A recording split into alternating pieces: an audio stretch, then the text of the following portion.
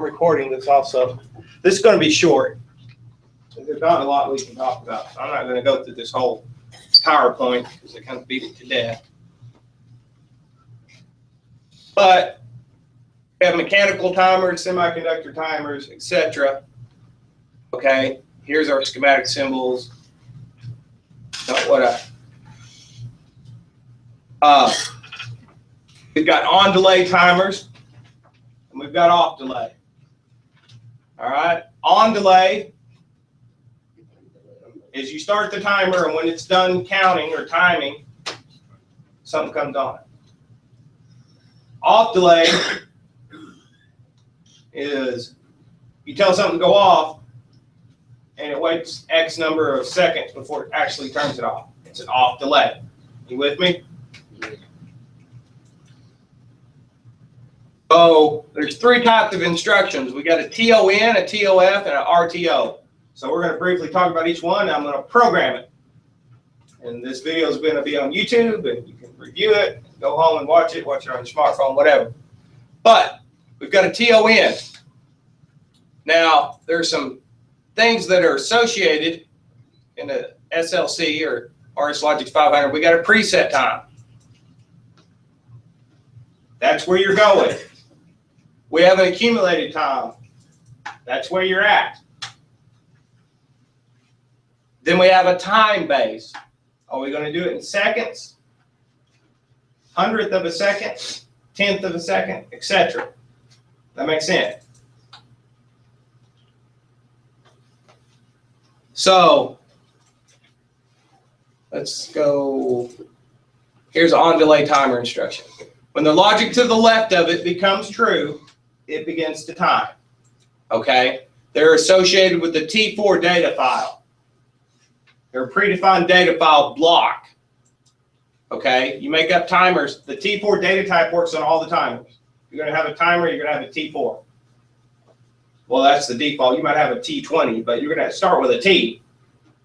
That tells me that it's got an enable bit, a timing bit, a done bit, a preset, and accumulated value. Okay?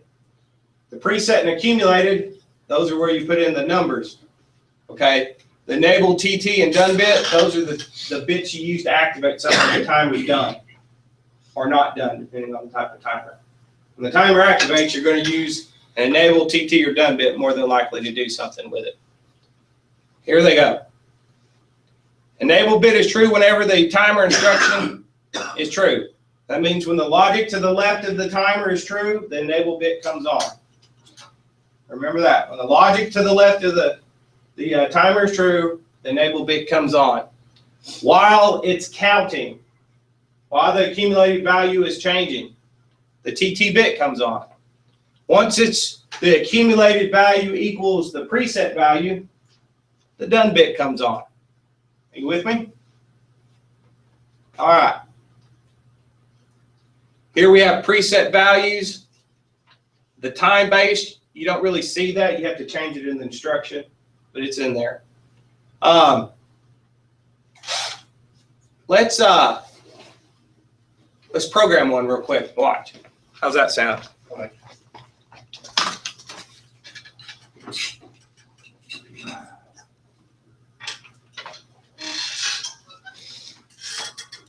Okay.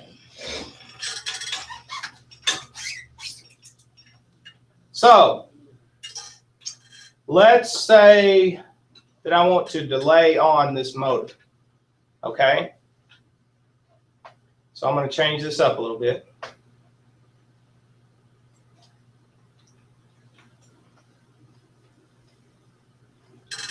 First, I'm going to drag my motor down here.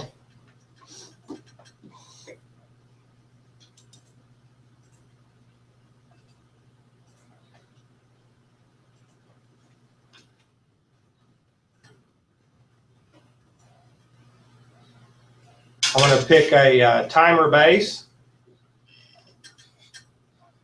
Come over here to my timers. I only got one. If I wanted more, I'd have to make it and download it, which we might do here in a second. But I need the T4. So if I click on these individual bits, I can't drag them off. But if I click on the T4, I can drag the whole thing off by left click, drag and drop.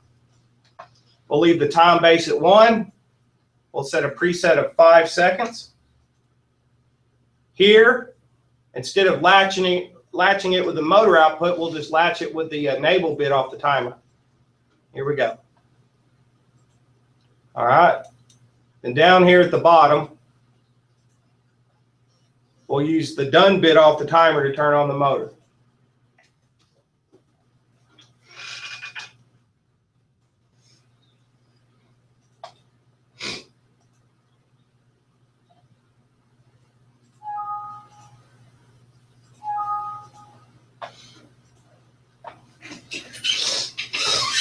And if I didn't screw it up, that should work. We're going to push in the start button. Notice it latches and begins to count to 5 seconds. Once it reaches 5 seconds, the motor comes on. If I hit the stop button, it goes off.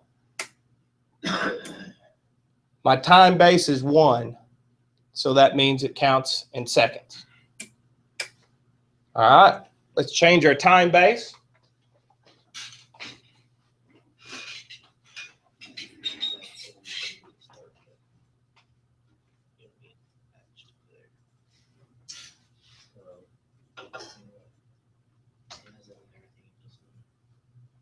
See the 2 decimal points?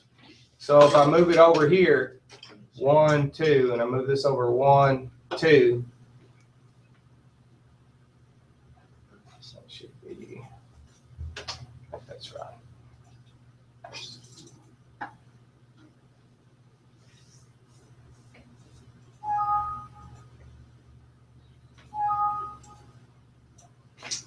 I always get the time base. The new CLX, they don't have time base because it's very confusing anymore.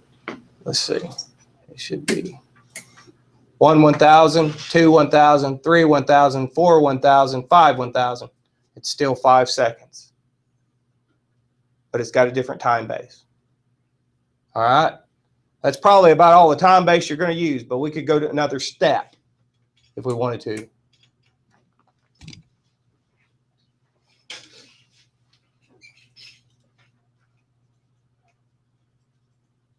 We can pull the decimal point out one more place. We're going to have to change this number.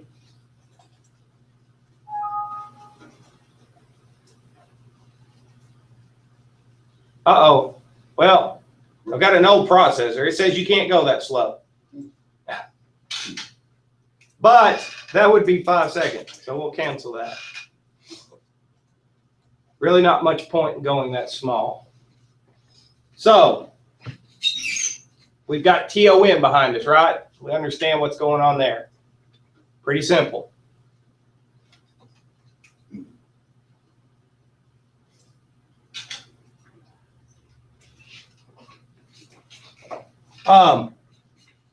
Now, hold on, I want to show you something here. Let's go over here. I'm going to pull up the data table on this. I'm going to go ahead and change it back to 5 seconds. I'll do 10 seconds so we can see this work.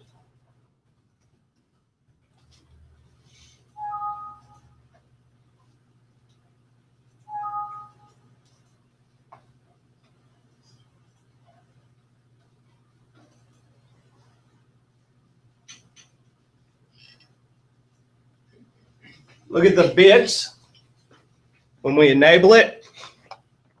We already know that works because that's what got it on. So look at the TT bit. Yeah. It's going to 10 seconds, and then it goes off and the done bit comes on. So the TT bit is pretty handy if you want something to happen in a pulse type of situation. If you wanted to, maybe an oiler, maybe you got a high-speed bearing and you want to squirt some oil in it every 10 seconds, keep it from overheating. We could have 2 timers, and we could use the TT bit. And then we could use another timer to reset it and just have it continually pulse oil. You know, oil for 10 seconds and then wait a minute before it does it again, over and over and over.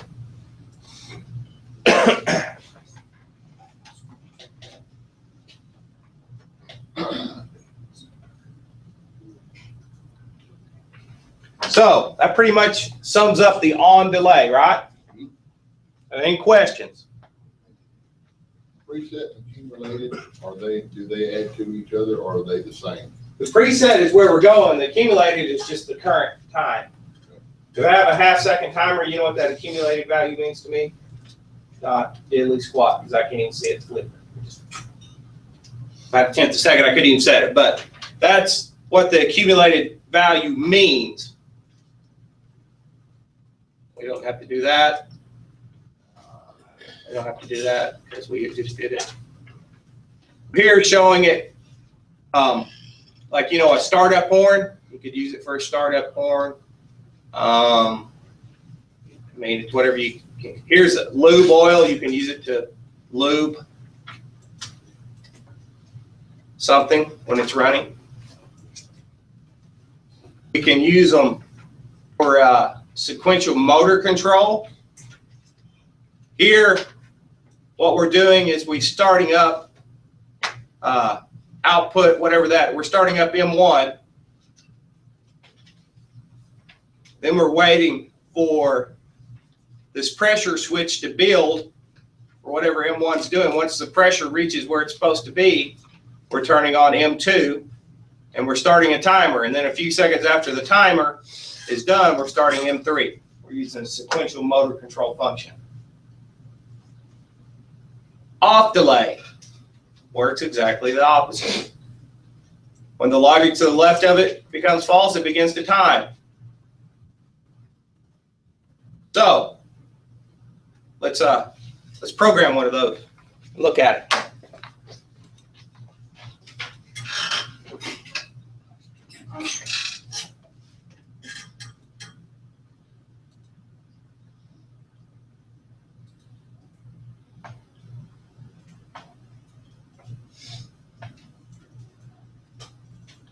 I can still use the same data file. I'm just changing the type. It's a TOF now.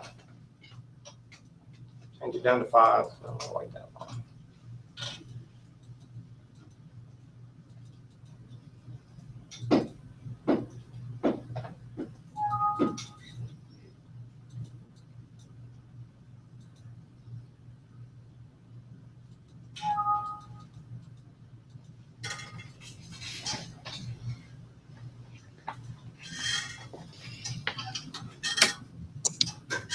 Notice the motor is still on. It holds the motor on for 5 seconds once I tell it to go off. All right. Oh, here we go. I'm going to reset right here. Okay, so I tell it to come on. Instantly comes on. Instantly. It didn't delay. So I'm going to tell it to go off. And it's going to wait 5 seconds to go off. It's going to time it off. And then everything else applies the same as a TON. Just works backwards. Everybody see that?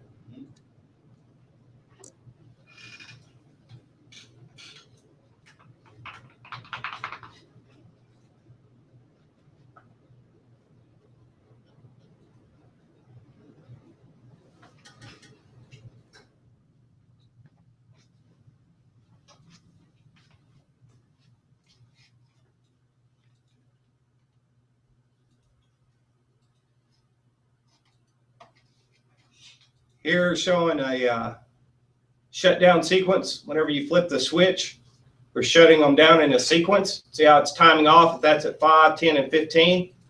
Well, if maybe this was a vacuum system and we're trying to clear the lines, maybe we're sucking up flour. When we turn it off, we don't want to leave flour in the lines, so we shut it down in a sequence to make sure the lines get clear. Here is,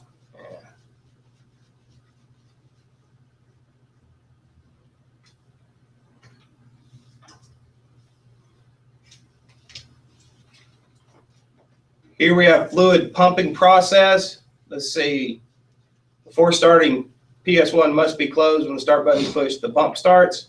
PS2 and PS3 must be closed 5 seconds after the pump starts. If either PS2 or PS3 opens, the pump will shut off and will not be able to start again for another 14 seconds.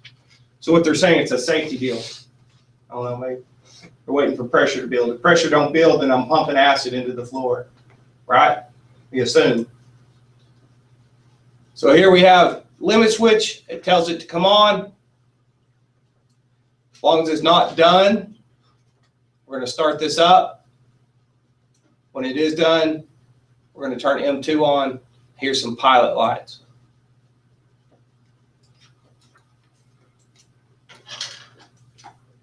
Here we go. That's the wrong one. There we go. Here we go. Start, stop. Here's our pressure. So if we've got a certain amount of pressure, we're going to let the pump come on. The pump is on. Okay. Pump is on. So we're looking right here that if this goes done, if this timer, once the pump starts and this goes done, if I don't see these pressure switches build pressure, then I'm going to shut the thing off. See it right here? So once again, we have the pump on. We're looking for within 5 seconds to see the pressure build. If we don't, then we're going to shut the pump off and it's not going to be able to restart for 14 seconds.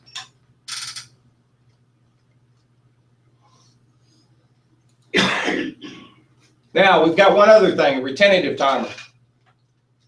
All right, before the reset on these was all the time. We could just reset them. They just reset automatically. Retentive timers must have a reset function. That means when the logic to the left of them goes false, they hold their accumulated value is all it means. Okay? That's all it means, but they've got to have a reset function. Now I can use that reset function for any of my timers. Let's look at that. We have a time off, right? Here. Let's add a reset function.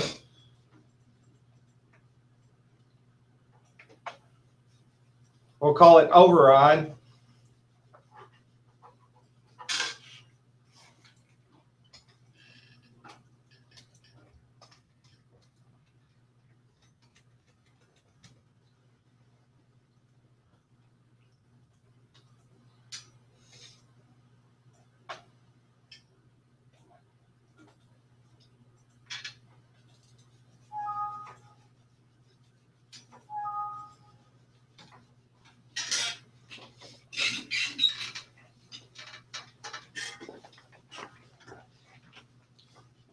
Here we're going to start the motor. All right. So time off instruction. We're just stuck a reset on it. So I'm going to hit the stop button. It's still on unless I hit the override and cancel out the timer. Then I can immediately stop it. All right. Let's look at that again. TOF, motor immediately comes on. When I hit the stop button, it begins to time off. Unless I hit the override button, I'll immediately reset the timer and it goes off. You don't have to use the reset function on a TOF and TON, but you can. Now with a retentive timer, you must have a reset because it will not reset on its own. So let's change that.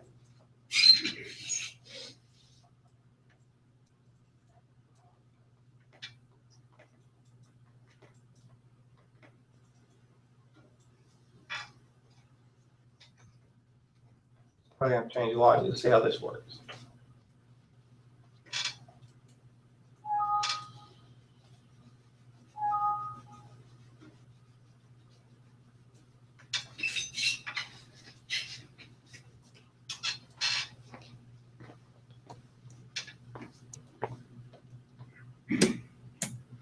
So it begins to time just like a regular TON timer. Okay, notice the preset is at 5. Now, I'm going to hit the stop button. It went off, right? But it's still done. So now, the next time I start the motor, well, actually, this done bit is keeping it on. I can't turn it off. I'll have to hit the override and reset it. It maintains its time base.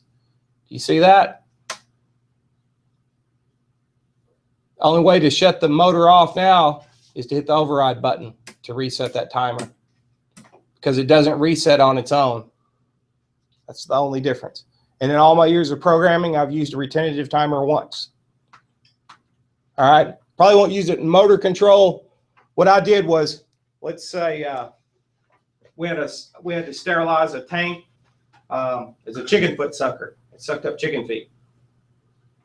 Okay, well, during the sterilization process, when they cleaned it out, they wanted to maintain a X temperature for 30 minutes to make sure that it was sterile. Okay, well, if they dumped some cold water or something and it went down below the sterilization temperature, I stopped timing. So I made sure for 30 minutes that tank had boiling water in it. It may have took an hour and a half depending on what they were doing, but for at least 30 minutes of the time it had boiling water in it. Does that make sense?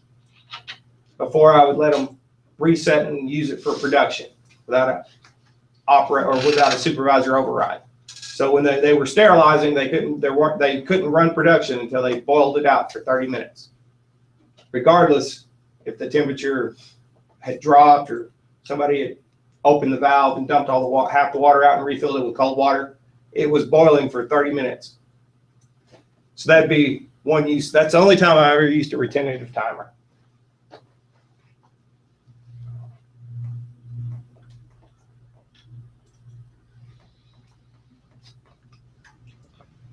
And I don't think there's much else I want to talk about in here.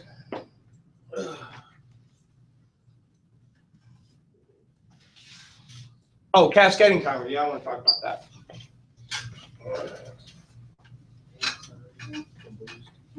So we're going to do that as part of our exercise today. Here we have a cascading timer function. Let's look at this. We turn on output when the output's on. We turn on T4:1 for 2 seconds. When it's done, we turn on the next motor. All right. Then we're going to wait 2 more seconds to turn on the third motor. So we've done a stair step. What's the total length of time it's going to take to turn on this last motor? 4 seconds. 4 seconds. 200, 200. It's going to take 4 seconds. 2 seconds here, 2 seconds there. It's going to take 4 seconds to turn this motor on. It's in a cascade. Why would you want to do that? Well, what about if you had a conveyor system with product on it? It's not a good idea to turn everything on at once. It's a good idea to start the conveyor in front first and let it start pulling gaps and kind of clear out during startup. Oh, it always messes up. You can't just start them all at the same time. So here's an annunciator. Cascading of timers for longer delays. It says here that if you have longer than what you can program in the timer, then you can program it right here. So you can have 2 timers. So the delay here is 30,000 plus 12,000 seconds, whatever that is in minutes. You need longer. Or if you have an SLC, Micrologics don't have them, you can look at the date and time in the processor and use that. You don't have to use time. But if you're doing something long, that's what you would do. So here we go. Here we've added some timers up. It's simply cascading again. Here's a traffic control system. Pay attention to that. That's what we're doing next. It's in your book, so you can kind of cheat a little bit, I guess. I'm not going to go through the traffic control because we're fixing to go program it. All right, and you can take a little break while I reset for the next section.